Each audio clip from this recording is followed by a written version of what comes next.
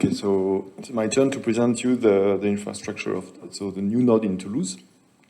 I think the best presentation you had was this morning when you could visit actually the different site. So what I want to really show you to first with is this, because we are a new node, we are happy to be a new node, and I want to thank really the organizing committee and the SAB of FBI, but also the colleague which have committed to make this network possible. And I will present a lot of people in this presentation because I think it's really what this node is made of.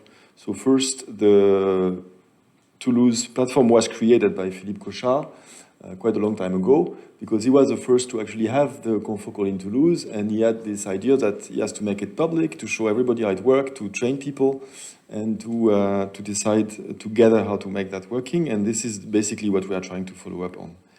And the next person I would like to really acknowledge is Alain Jonot, who was the one who actually created network of all the engineers, to make them working together, to have the quality management together, and to make this platform as an operational platform. So these are the really two people who create this node in Toulouse. And the people in charge now, they are Jacques and Cécile, which are both in the room. So they are really the one that make all of that possible. They are doing the everyday work. They are both in charge of platform, but they are basically coordinating all the work inside of the Toulouse facility. So as you will see a lot, we have multiple nodes, multiple positions, multiple places, but the point is to make that everybody working on the same page. The person I would like to add on top of their two is, of course, Alexia, who is in charge of the quality management. And as you will hear a lot, in Toulouse, we have been using this management for so long that it's not anymore something heavy, but it's more like a working system to make everything working well. And I think on that, we are quite lucky to have people which make it working. And if you need help on that, I think we have kind of a lot of expertise on this. One of the reasons we think was important to join the FBI was also the connection we had with all the réseau technologique in France. So Sophie Alla is heading the RTMFM. Bruno Père is co-heading the réseau on electron microscopy, and we have two persons in charge involved in the Association Française de Cytométrie, which are basically what we can also bring, which is the connection to this technological network amongst all the other colleagues, of course, but they are part of this network. So what is it in Toulouse? So the idea that we have in the platform is that we unified all the shared expertise in Toulouse into one platform. So every site of research in Toulouse having shared platform is part of this network. So the platform was created more than 20 years ago, already in 2003 with the Ibiza label, and the idea is that we defined now four different jobs. Either you do fluorescence microscopy, electronic microscopy, or cytometry, and that's different job, but we do that together, and we want to add data processing. And the idea is to gather a set of technology and to make the skill open to the community wherever you are in Toulouse. And in 2021, it was 41 engineers, so it's rather big community of people, about 100 equipment, 150 machine hours, and about 700 annual users, which means that everybody is basically part of this network in Toulouse.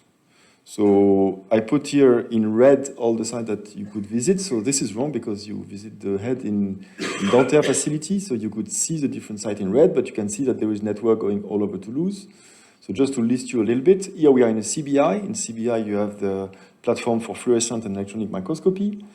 For some of you, you went to the IPBS, which work on the fluorescent and cytometry, but mostly oriented to either cancer biology or infectious disease. Here you have the CHU of Rangueil, who is working on the metabolic disease, and this is I2MC, which have a cytometry and fluorescent microscopy, and the CMEAB is the electron microscopy facility, which is here in the Faculty of Medicine.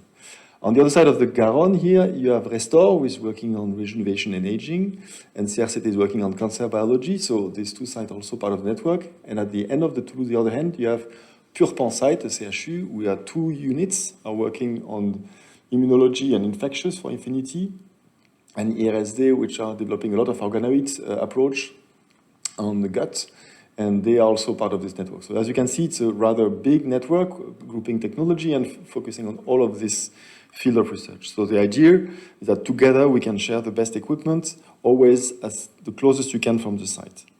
In this presentation, I didn't choose to present you all the equipment, but to rather focus on the research and development team that we have pointed out. We point out 8 different teams. As I said, the equipment you could visit, and I think it's the time you have in Toulouse to actually discuss with all the engineers about the equipment available. But what we think we can bring is research and development. So for that, just to give you numbers, Toulouse is the 4th city in inhabitants in France, but it's the 2nd for CNRS researcher. Unfortunately, it's not for biology. It's more for engineer science. So it's really well known for space and hard science and geology. So it's a lot about chemistry, physics, mathematics, computer science, astronomy, geology, and that's what's really, really strong in Toulouse. So what we want to point out first is strengths in mechanobiology due to this environment for interdisciplinary research.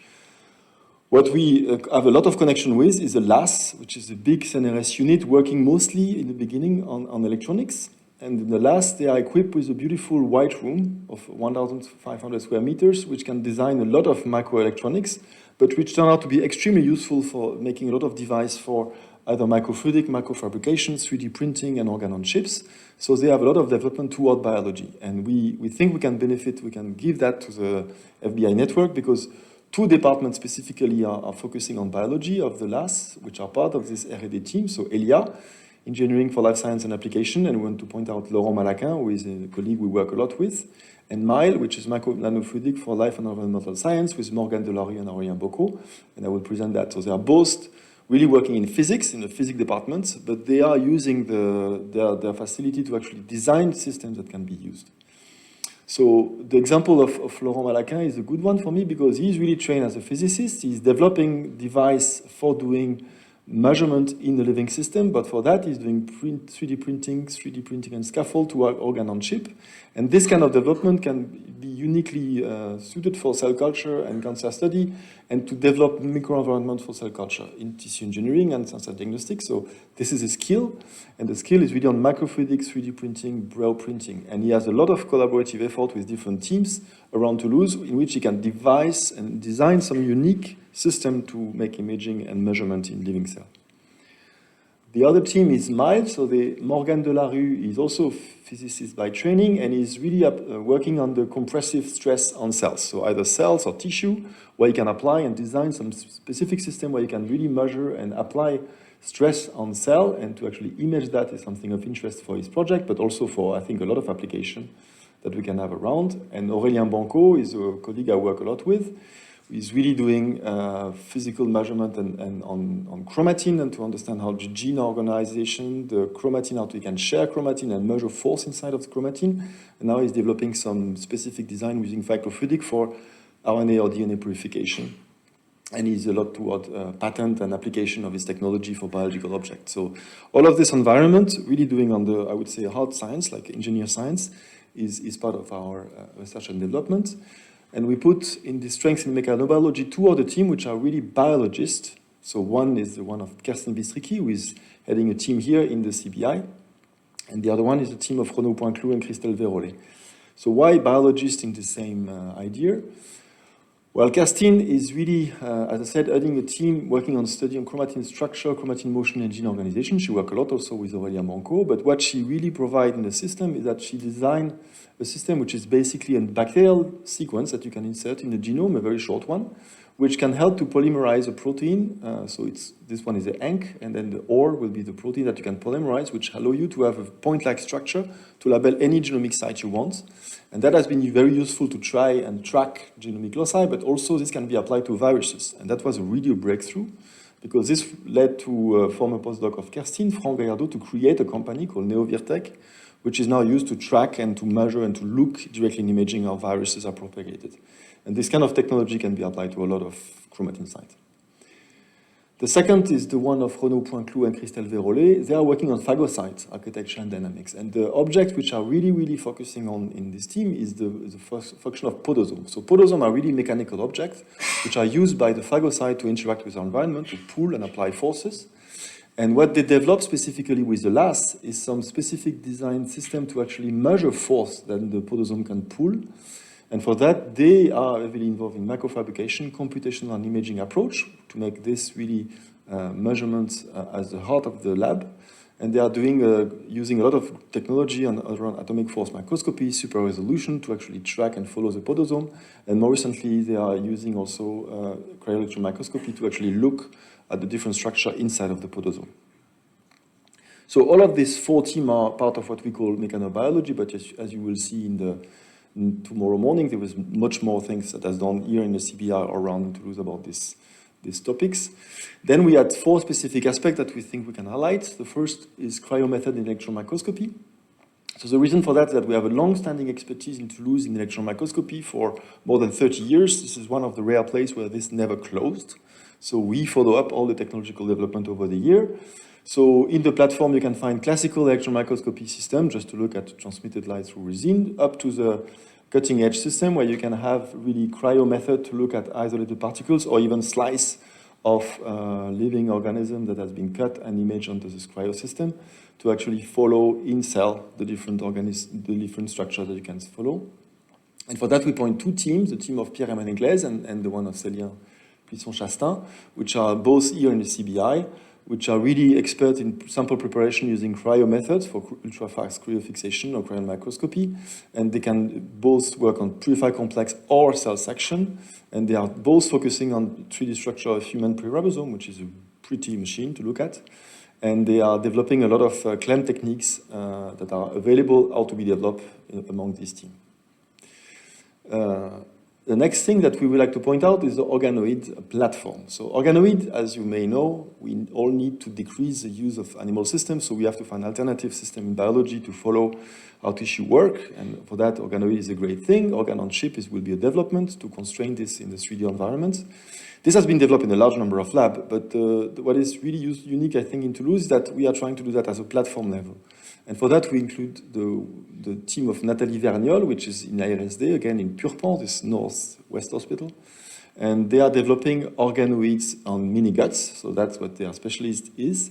But they also had the idea that you can develop a new organoid system with their expertise. So if you have your system, you want to develop new organoids, they are welcoming this kind of project to develop organoid for any device, either normal or pathologic, for any organoid that you think might be of interest. And for that, they are developing these new ideas of making platform work for organoids on national level. She already got European funding to do that, and she is organizing a GDR around organoids. I should also point out that already in Toulouse, we have organoids on lungs, here in the CBI on nervous system. So we have a lot of expertise that we think we can share with them. And I hope for some of you, you had the opportunity to visit the LTC platform here, where we have developed a novel imaging modality called random imaging microscopy. So I don't want to give you too much of that because you will have a presentation tomorrow, but just to give you the idea, when you want to image a biological object, we all know that it is always complicated because you have a lot of optical aberration inside of a biological object, and it's not easy to actually improve resolution inside of the object. And that was the work of Thomas Manja for numerous years, who is really trained in optics, here working in the platform, where the idea to use this kind of illumination called speckles, which can be easily maintained even when you have optical aberration in the object, to maintain some structured illumination, allow you to reconstruct after computational analysis the object that you can image at about 100 nanometers in depth. So just to give you one of the many examples you already gather, this is osteoclast, so it's not really difficult to image, where you can actually look inside of the bone in depth, about 100 nanometers resolution, the object inside of the biological object. So that's something that we can provide. So Thomas is developing this scheme, but also all this derived technology which will be developed over the year. And finally, the last thing that we would like to point out is the computational imaging. As I said, there was a lot of people doing mathematics for years on astronomy and so on, which have a lot of expertise. And they have developed a lot of artificial and natural intelligence in Toulouse, and we are part of a network called ANITI for this mathematical development. And one of the chair of ANITI is Pierre Weiss, and Pierre Weiss has a lab here in the CBI, in which he's developing a program around large scale and optimization. So one of the applications which I think is very important for the field is the idea that we can analyze variable blur in imaging. So we all know that the point spread function is not constant in our image. It's very difficult to go around that. And he is developing some mathematical tool to actually estimate the space of variable blur inside of the image. He's working in close collaboration with Thomas Manja to actually develop novel imaging modality and to make use of machine learning and development of method in mathematics around this. And I think this is something that will be very important to implement in the lab. And we have the luck to have somebody who can actually design new methods inside of Toulouse. So to put that together, what can we bring? We think we have a strength in mechanobiology. Cryo-method electron microscopy, it's done at different places in France, but this is one of the places where we have expertise for a long time. Organoid platform, I think this will become very important in a multiple sense, and I think it's an idea to put that in platform and to use that together. This novel imaging modality is already implemented, I think, in Rennes and in Marseille, if I'm not wrong, Thomas. But it's something that needs to be developed in the future, and the computational imaging and mathematical modeling, I think, will be important for all of us. So just to say that we are not alone, Toulouse Réseau Imaging, which is what I will present, is part of a network of all the platform in biology that has been organized in Toulouse as GenoTool, with grouping all these platforms. So just to give you a peek, so this will be our platform. We also have proteomics, we also have metabolomic analysis, we also have bioinformatics. All of these platforms are already part of other national infrastructure. So using this node, we can basically make a collective effort between infrastructure in Toulouse through this GenoTool, where we can connect all this national infrastructure at one node, where we can actually make something shared together. And I thank you all for your attention.